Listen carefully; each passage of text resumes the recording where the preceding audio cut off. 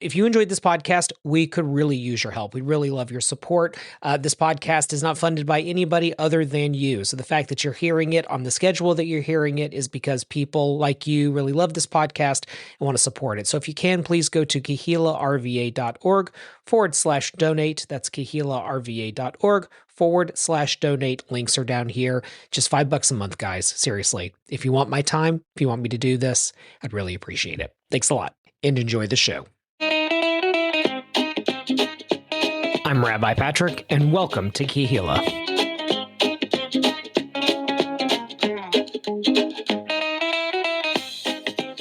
So I was at Second Arrow for Shabbat, and that was pretty cool. Oh, man.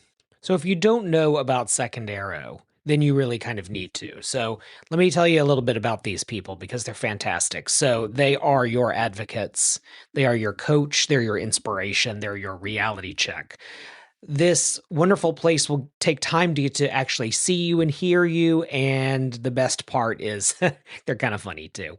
It's a physical therapy and yoga clinic. It's based in Church Hill, and they're doing lots of different kinds of cool events and, of course, direct access to physical therapy. They're blending the ancient movements of yoga and the hard science of physical therapy to treat pain, prevent injury, and transition you to a safe, active lifestyle. There is nothing like body weight challenges to promote lifelong strength, mobility, endurance, and function. So you can reach out to them through texting, email. You can go on their website. They have a really cool social media. And of course, you can actually see what it looks like because if you go on our social media, you can see pictures from all of our different events that we've been having there. So great shout out to the team at Second Arrow. Thank you for a place in Church Hill to call home. And we promise that we will do a better job of vacuuming and doing the Swiffering at the end. Because, yeah, you're right. It's a lot of people. It was a really cool event. It was so wonderful. The experience of seeing everyone, new people, getting to meet lots of wonderful faces, having Stephanie, our prayer leader, lead beautiful tefillah in the kirtan style, having some traditional things and also some innovative things, having Robin on music, and fortunately no one left during my sermon. So, so pretty cool stuff. Anyway, if you haven't been to Second Arrow yet, we're going to have lots of other Shabbat and Torah study and other events there, and we'd love to see you. Of course, we're going to keep doing stuff here in Midlow. We've got our house here, so we're going to always be seeing you at different kinds of events, stuff like that. So don't think that we've permanently left the suburbs. We're just doing a little bit of both. So anyway, that's our story. So that's not what this episode is about. We're going to talk about Passover. So set our kavanot, set our intentions for this podcast. What do we want it to be? Are we in Passover cleanup mode and we're terrified? Did we just realize that Passover is happening even though your friend the rabbi has emailed you 80x gajillion times? And yes, there are like 3 seats left. Whatever Passover is for you, if it's true spiritual liberation or if it's being stuck at a bio family member's house that you kind of wish you didn't have to. Take this moment, take a deep breath, and exhale. Manishtana halayla hazeh mikol halelot shebekol halelot anu ochin chametz umatzah. Why is this night different than all other nights? How is this night different for you? So, how is Passover different for you? It's framed in that song, Ma nishtana halayla hazeh, in this way of thinking about Pesach as really about matzah, right? Shebakol halilot anu ochin chametz. Okay, so that's the categories of food we don't eat. And matzah. That's the way it starts off. Why is this night different on all other nights? On all other nights, we eat this and this, but tonight we only eat this. And it keeps going with all of the other questions. My question for you, I'm going to do the rabbi thing of answering a question with a question, is what is Passover for you? This is a bit of a child's questions, the 4 sons or the 4 children type of questions. What is this night to you? And I love that. That's the rebellious child. The rebellious child calls us out. The rebellious child says, I never see you at Yom Kippur services. I never see you doing Jewish events at the JCC. I never see you, um, building a sukkah, or, maybe I see you, when mom lights the Hanukkah, lights the menorah, and maybe you eat some latkes and then pass out on the couch. That is who that child is. That's the child who's calling us to account and saying, "Hey, you want me to do Jewish? Well, then how come I don't see you doing Jewish?" And that may not be your case. It could be that you're one of these like super Jew types, the kind of type of person who just does it all. And I could see that. You could be someone who's maybe wanting to enter more of that type of lifestyle, but you need some help doing that. Maybe you're one of those people who, if you had a community, you'd be able to do more of that. So you're kind of doing it alone in your apartment or whatever. Maybe you're on the internet and you listen to Central Synagogue sing wonderful songs. You're streaming a seder from 1,000 miles away because there's just something about that connects more to you. Um, all of us kind of fit in this Passover situation that the rebellious son is bringing up. How is this night different? And then what is it to you, right? If you do a dot dot dot from one song to another. I should say that Passover is my favorite holiday, and also all the other holidays are my favorite holiday. I should probably write a holiday book called, My Favorite Jewish Holiday is All of the Holidays, because I do. And let me tell you why I resonate with that. It's because of my parents. It's because of simcha. It's because of joy. If my parents had any religion, that religion would have been hospitality. I remember my parents always were the house you went to for Thanksgiving, for a birthday, for some other kind of holiday. There was just always, if there was something to happen, it was going to happen there. And my father, Art Bollier of blessed memory, he would be the one who would be doing all of that stuff. Um, it's incredible, having lost my dad some time ago, how much I think about his influence in my life and how I think he kind of brought me to this place. But anyway, that's not what we're talking about. So, what is Passover for you? I'll tell you what Passover is for me. It's trying to figure out if I'm going to 100% kosher everything in my house, or if we're going to have kind of, I call it like the single person's box. So, like, okay, think back to when you were like young and single and like good looking and, had no money, but had a lot of fun, right? You remember that era of your life. Okay. That was an episode.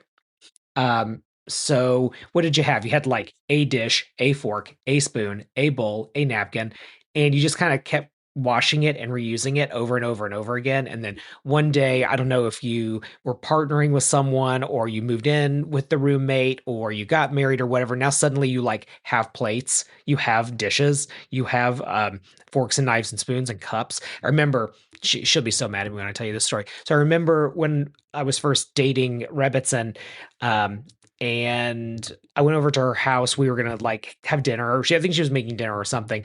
And I asked her, "Where are your cups?" And she said, "Oh, they're in that pantry over there." And I opened it up, and it was all like coffee travel mugs and like plastic cups that say like "I love Daytona Beach" or something. I mean, not really, but you know what I'm talking about. Those plastic cups that we don't need that somehow enter our lives. And I said, "No, no, no. Like where are your glasses?" And she said, "In there." And it was. She had like all plastic. um, you know, if you compare like our lifestyles when we met each other, she was definitely adulting at a higher level than I was. The one thing I did have, though, the one thing was glasses. Okay, anyway, getting back to it. So you have the single man approach or the single lady or single person approach where you just pick like, let's say you have two people in your household. You pick two plates, two bowls, two spoons, two napkins, two of everything, and you put it in a cardboard box. And then all other things are off limits to you. You just have that stuff. Now, back in the day, if your grandma somehow had a ton of money, you would have like Passover dishes and you drag them out of an attic. And like, who has that now? Like, did you know, actually, this is kind of interesting. When baby boomers pass on, when that generation comes to its conclusion, the wealth transfer of stuff not necessarily money, although money, yes, will be the greatest stuff transfer in human history. Because we're going to get all the like pewter stuff. We're going to get all the porcelain stuff. We're going to get all the like figurines, all of these things that, millennial minimalists and then, um, uh, Gen X minimalists will want nothing to do with. So, anyway, that'll be interesting. But there is like, this time in history where someone would have a box of the Passover stuff and they would bring it down and, wash it off and then that's what you'd use. I think today's version of that is you just sort of select certain plates and forks and whatever, and you toivel them. So you have a big pot of water and you get it really hot and you take some tongs and you basically just boil these things. And then that is koshering. That's one part of koshering for Pesach. And then you just kind of ignore all your other dishes. I don't know, maybe you put a little bit of masking tape or something to like keep people from opening it, like the baby locks, that prevent little kids from being able to get into cupboards. So that's kind of one approach. Another approach is if you have like two sets of dishes like we do, like meat and milk, you just kind of decide we're going to be like just dairy or we're going to be just meat, and you kind of just select out for that. And we tend to do just meat anyway because we don't eat a lot of carbs in our house, and so carbs and dairy go really well together. So we'll just do like maybe the meat stuff. A problem that we do have is that we've had Passover seders where we bought like new dishes, not new dishes. Well, yeah, we did buy new dishes. We bought new dishes one time, um, and then we bought forks and things like that. And they were all new, so you don't have to kosher something that's new. Fun fact. But then it got mixed up with all the other dishes, so we'd have to pull them out and kosher them. Um, Here's another thing too. You could also just say heck with all of this and just do disposables. And I think a lot of people do that. Let me tell you another thing people do. Is taking aluminum foil and covering every surface in your house where you would prepare food. That's another fun fact. So there's a lot of different approaches to this. For me, it's like I toivel a certain number of things, and then I call it that. You run the dishwasher on hot. You blast the ovens. Um, we have gas stoves, so you run the gas stoves. So lots of energy gets burned. I mean, not like data center AI level energy, but quite a bit. And then that just kind of takes care of that. It's actually a remarkably easy thing to do when compared to all of the other things in Jewish life that one may have to deal with. So that's kind of the start of Passover, right? Now that's my home life. I'm not even talking about my religious responsibilities. So, in the last episode, which you should really listen to, and just a brief pause on that, when I was at Second Arrow, I had a couple of discussions about that episode, and people were really into it. And I got to say, I felt really weird about that because I thought like it was a little bit of a vanity project. It was one of those like the teacher doesn't really have anything to teach that day, so we're going to watch a movie. It was like that level of Jewish engagement. Remember, this podcast is supposed to be our way of doing adult ed. It's not, I don't know. It's not going to be like some big podcast everyone's going to listen to. Matter of fact, only about 100 people listen to this, and I'm fine with that. That's a good number. If you can get 100 people to come to an adult ed class, whoa, you got something going. But I was talking to the different people at um, Second Arrow that came for Shabbat, and a lot of people kept mentioning they liked it. Like Rachel said she liked it, and Adina mentioned that she liked it. A few other people were like kind of like bringing it up. Um, and I felt so weird because it felt egotistical when I was making it. But shout out to Rachel. She was the one who said, people like reality TV. So, yeah. Anyway, so let's talk about what one does outside of these kind of basic things. If you clean, you toivel, you do all that stuff. You get rid of all the chametz from your house. So I don't know if you've heard about buy nothing, or there's another version of it called WAG, which means wishes and gift. It's a Facebook thing. I'm not on Facebook. I do have a Facebook account, and there's a big banner at the top that says, "This is not real." It's because I only have Facebook to run Instagram accounts and have access to other kind of techie things in my other job and at Kehillah. So I have to have it. So I have it there. Um, but I do use the buy nothing group. That's my new thing. I don't want anything. I am strictly on the giving side, and I've been giving away chametz, and people have really appreciated it. So I would recommend donate things. Um, use this thing that we now have, these like, wish and gift groups or buy nothing groups, and just put it out there. Now, don't be a jerk. Don't be like, well, here's a third of a bag of flour. Like, no, come on. But like, if you have stuff that is legit, if you have canned goods, whatever, bags of things that are barely eaten, I promise you there's people who will take them. And I tell you, it's going to be moms with boys. Moms with boys, seriously, because like these kids, they eat like hardcore, like growing boys especially at a certain age. Whoa. So help a mama out. Okay, so you get rid of this mates. And by the way, there's this thing you can do called selling your mates. And story about that. I used to sell my mates to my roommate, Justin Kerfman. Justin got a shout out in the Avi Remitz episode because he was the one who helped me deal with the tech issues that I had. I felt really bad for Avi. And shout out for Avi because Avi just got married. So him and Catherine, Mazel Tov. Um, so I used to sell my chametz to him, and he just kind of like went along with it because he's a super nice guy. I don't do that anymore. I just get rid of it instead. And then we have this one cupboard, and I'll put masking tape over it. And it's like chametz section, and we just pretend it doesn't exist. Stephanie has a theory that if you put things in the freezer, it doesn't count anymore. That it's like encasing it in not kryptonite, carbonite. Yeah, like from Star Wars, right? Like Han Solo, right? That thing. So yeah, if you're encased in carbonite, then yeah, it's not chametz anymore. So anyway, so some combination of these ways that we accommodate one another, these ways that we express a Jewish identity, knowing that other people are going to have different ways of doing things and that you have to meet in the middle. That's what it's like to live in a household like ours. And then there's like actual seder, like there's actual responsibilities.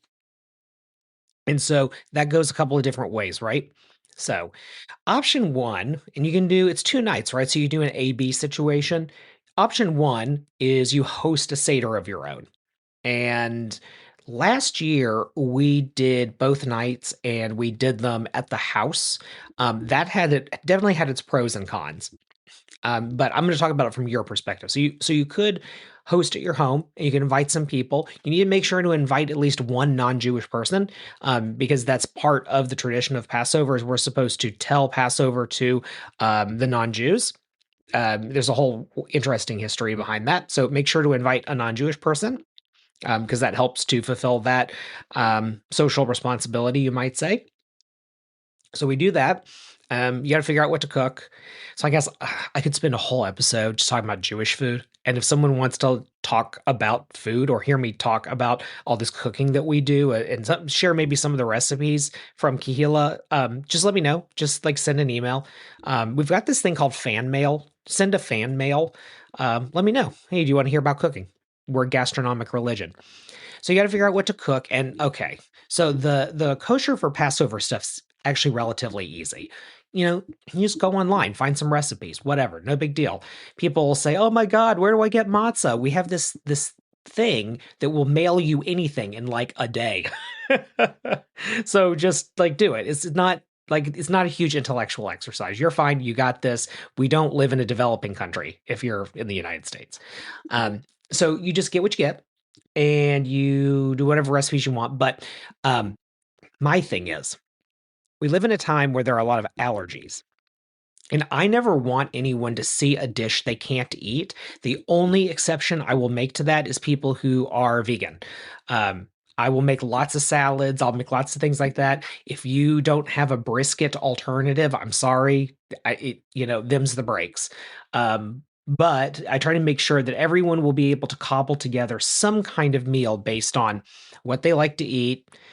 Any allergy restrictions, whatever, will be dealt with. So it's sesame, which hummus is a problem when you do like that kind of thing, and salad dressing. So sometimes you have people who have that issue, but more often than not, it's nuts.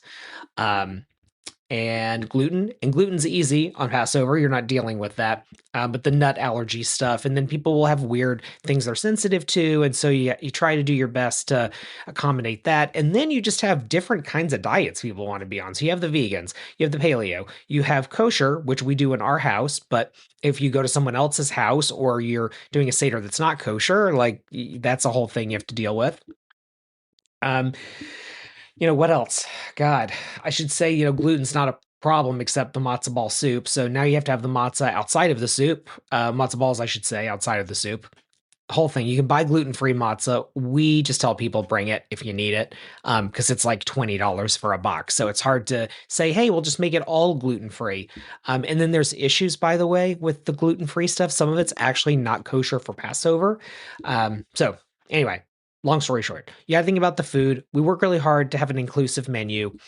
So you have to time some of that stuff, make sure that the food is, on time.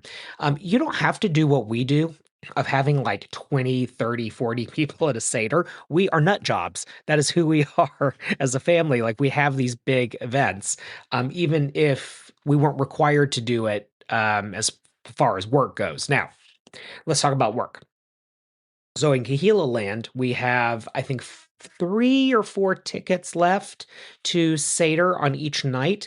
And as of right now, it's the high top tables. So imagine yourself at like a tall bar table as opposed to a dining table with your legs dangling. So if that's not an issue, if you wouldn't have a problem with that, just grab those tickets now. If you can't afford a ticket, I understand. We just need you to volunteer, and boy, do we have volunteer roles for that. I need a person just to be on soup duty. So if you'd be willing to be on soup duty, we will give you a $60 ticket, no problemo. So just reach out to us. Tell us you need a ticket. We've got a discount code. We'll get you taken care of.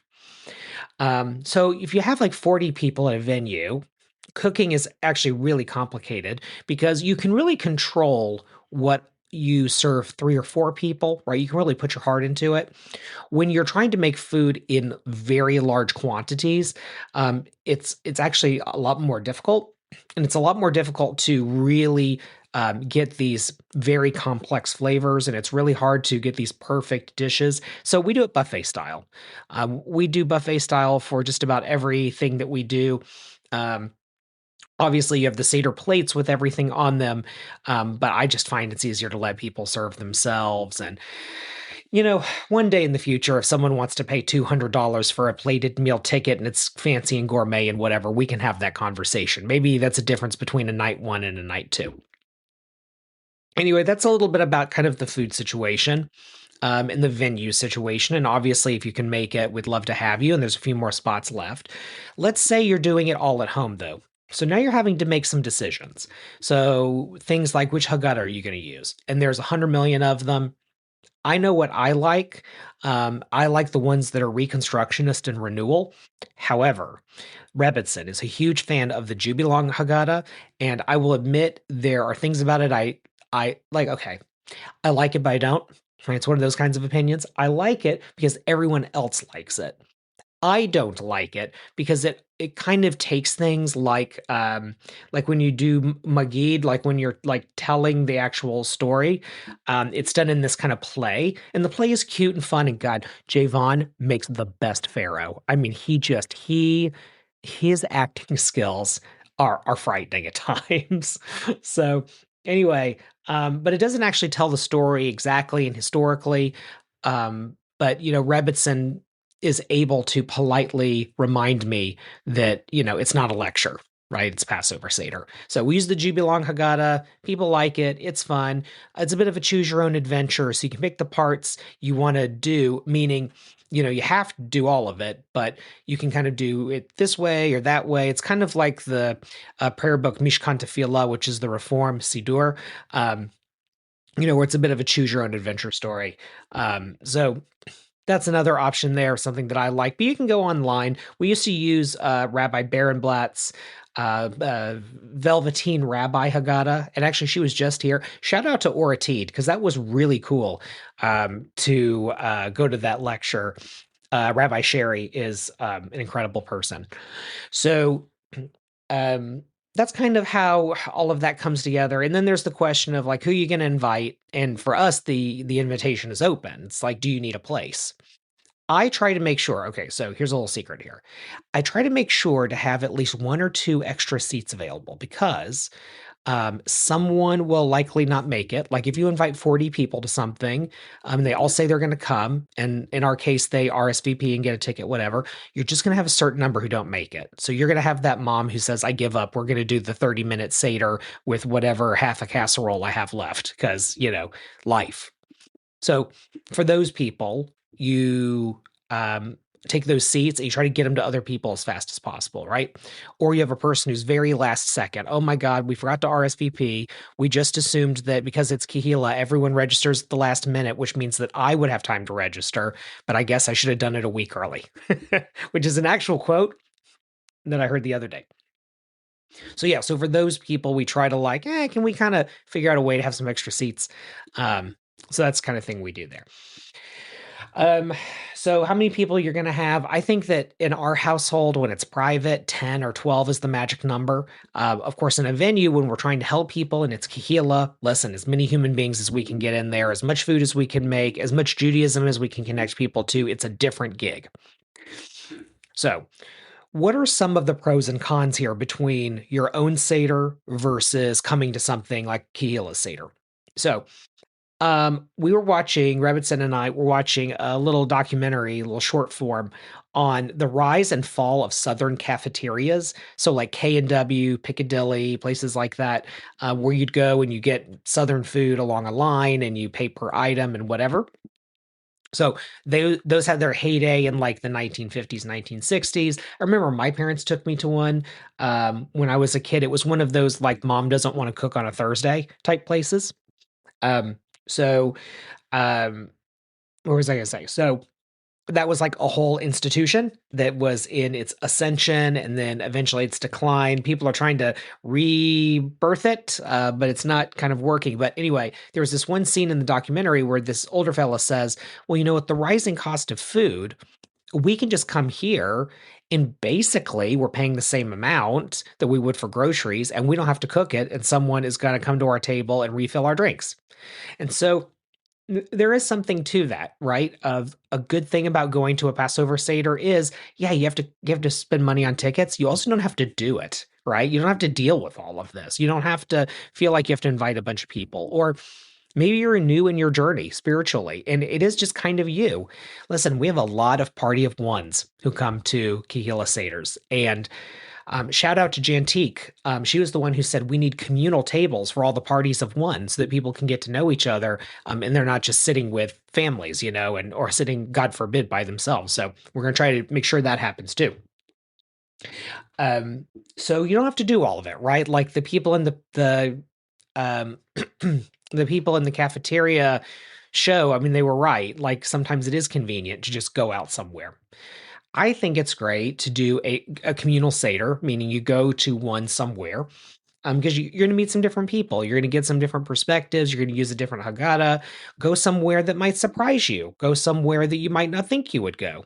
I think that happens with Kehillah. I think we sometimes get like couples and families where it's a bit of a like, well, we'll try it out. Well, we'll see. Or, Kehillah is great. They give us what we need. And maybe that's not something every week. Maybe that's just something occasionally.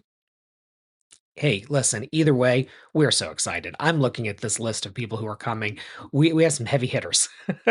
We have some really amazing people. We got people from the nonprofit world. We've got a lot of people in like social work, nursing. We have some retirees, retired doctors. Kehillah, I'm just gonna, give a plug here. Like so many people who are in the healing arts, people who are in the nonprofit world, people who want to make the world a better place, find their way to Kehillah, and it's just the coolest thing. Anyway, so yeah, so you don't have to do it yourself. You can meet lots of people. You can try something different. That's kind of the pros on the communal seders. Of course, you do have to pay tickets, but in this economy, as they say. So that's a thing. Doing it at home though, it's Hamisha, like it's home-y. It is a beautiful thing to see our son with the Haggadah in our home with people, whether it's a private something or it's a public something. Last year, he wasn't there because he was serving our country in AmeriCorps. So he got Elijah's seat. We took a little name plate thing and put it on the seat and said this was for either Javon or Elijah, whoever's going to come here first. Neither of them made it to our Seder, neither Javon or Eliyahu Hanavi. But there is something that's kind of special about doing something at home. And the fact that Passover is, along with Hanukkah, one of the most practiced holidays. Talked a little bit about that in the podcast with Avi recently. So why is that? Because it's minimal engagement with the outside world, right? It's people being able to do Jewish on their terms. And so there is something very nice about that. And there's something that's very lovely to me about seeing people take Judaism and make it something that is a greater part of their home. Um, I love the communal things. Obviously, my job is to help people to congregate together because I think it's exactly what inspired Kehillah, Hine Matovu Manayim Shevet Achim Gam Yachad, that we are better together when we are having these glorious moments sitting together as one people, regardless of politics, regardless of background, regardless of are you north of the river, are you south of the river, are you someone who's getting a free ticket because times are tight, are you a person who's helping to subsidize those free tickets because God has blessed you and you know that for a fact and you want to give back because that's your moral responsibility. That's the cool thing about Kehillah, among many, many, many other things. So, kind of wrapping up a little bit here, this idea of Passover. So you do the two seders, right? And like I said, you find any Haggadah you want, you do it. It is what it is. And then there's dishes. So then you have the rest of the holiday, and you do have other religious obligations. So most people think once you've done the two seders, it's over with. But actually, you do have to find your way to shul because there's going to be different types of prayer services that one participates in. And this is another one of those, like, depending on what kind of community you are part of, they're going to have different, things available, et cetera, et cetera, et cetera. So there are Pesach related services, a Pesach Shabbat, and then you have a Passover service with Yizkar. So lots of different kinds of things that one has to do outside of just we had the two Seders. What about kids? How do you keep them into it? Well, maybe I'm a little bit French this way. I think the kids just have to suffer through it. Sorry. We use like the fun Haggadah. We will have little like plague masks and little plague toys. So we're not, total jerks. We do at this Seder, it's going to be neat because we kind of have like a family section. So if you have a big group and you got little kids and stuff like that, you can have a little bit more of a casual experience during the same Seder that everyone else is experiencing. So that's pretty cool. So there are things you can do to make it a little bit more kid friendly. I'm not a fan of like a kid Seder. Like, let's do a 15-minute kid Seder. No, come on. Like, we can level up. We can trust our kids. They're pretty smart. They're pretty crafty. They'll spend 3 hours doing one little thing on Roblox or one little thing on Fortnite or whatever. But then it's like, oh, well, we have to sit for 45 minutes for the Seder, right? Because we're using like the short Haggadah. And then it's like, oh my gosh, how can we ever, like, how can we ever ask this of them? Like, you try 40 years wandering in the desert. Come on, you can't sit for a couple of hours at the grown-ups table and sing some songs and eat some food. Like, okay, maybe you got bigger problems. And yes, there are kids with special needs. That's a different story. Not every kid needs lots and lots and lots and lots of accommodations. If you need it, you need it. And God bless you. We are here to help you. We actually have some things that we've done to try to make our Seder a little bit easier from a sensory perspective. It's not perfect. That's not what we do for a living. But we've made some accommodations there. But, if your kid is, fairly neurally typical, excuse me. Just they can sit down. Stephanie would say something a lot more harsh than that. I'm going to be a little bit gentler. Anyway, that's how I feel about the kids' Seder. How do we get them to ... And if there are these kids that are addicted to tablets, guess what? You put the Haggadah on their tablet. I'm a little bit devious in my parenting skills. Okay, so that's pretty much it. And then when Pesach ends, I think one has a pizza party. That's just my own personal opinion. And I think you go out somewhere, right? I think once you're done with sort of we eat in synagogues, we eat at home, that's when you go out and you go get your favorite pizza. And of course, you get the breadsticks with it, which really is just the pizza. Um, but I'm a big fan of doing that. Like you break Pesach with some sort of super carby, whatever thing. Now, last thing, how long is Pesach? Well, in the diaspora, in Eretz Yisrael, depending on your community, depending on your custom, 7 or 8, that's up to you. I remember one Shabbat actually would have been the end of Pesach for some and not for others. And so I did this thing where I said, okay, all the food needs to be kosher for Pesach. However, I'm going to have challah and I'm going to have matzah. And depending on where you are in your calendar journey, you can choose kind of which thing you want to do. Do you want to break Pesach by having your challah and finally because it's been a week, or do you have that extra day and so you're going to eat matzah? And okay, so here's what happened. So this was pre-Kehillah that I did this. So I'm sitting with a few people. It was a small group. It was like 10 people. And I told them what I just told you. And one person was supposed to be the one uncovering the challah. We didn't have any kids or anything. It wasn't, like I said, it wasn't a Kehillah thing. It was like people who are like 35 plus. And so this person was in charge of like uncovering the challah and saying the bracha and then, eating the challah. Now, I gave her a choice. I was like, do you want the challah or do you want the matzah? And she said, well, the challah, because like we're done. And I said, okay, great. She's eating the challah. And there was this couple who had never been to anything I'd done before. I'd never seen them, whatever. And they looked at me like I was insane. Maybe I was. I don't know that I would ever do that again. I think I would try to figure out a way to have the calendar work in my favor so I wouldn't be stuck in that. Um, Last point that I want to make, which I could have made earlier. Kitniyot. Kitnios, let's talk about it. So, in Atlanta, I would know people who would eat everything, right? I mean, they would eat like bacon, shrimp, all of that stuff.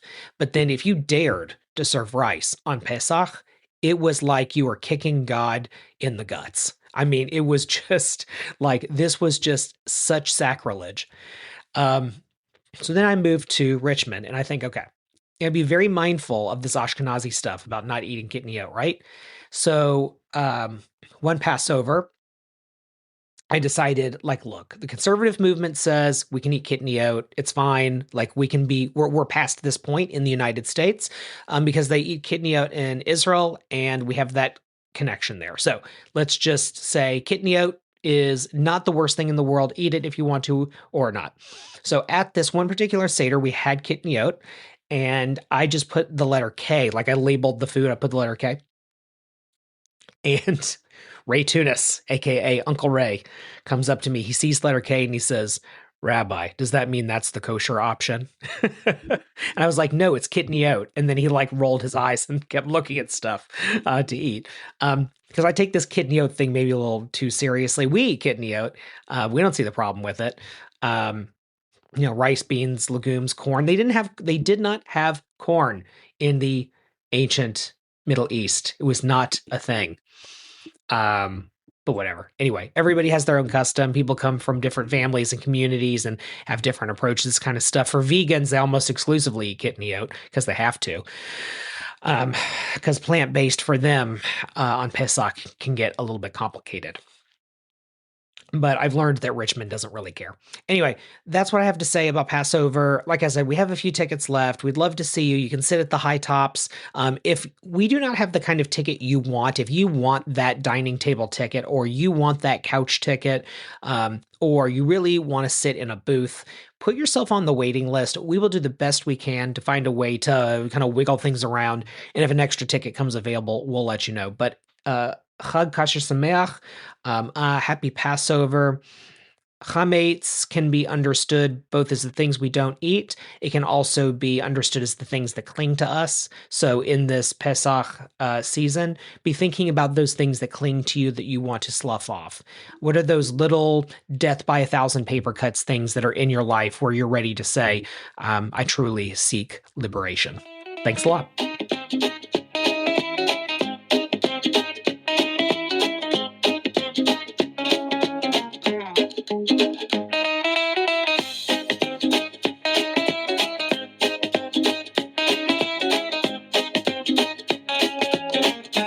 Anyway, thank you so much, everyone, for listening to the podcast. Please support the podcast. Send us a donation of any kind that you can. Remember, you matter.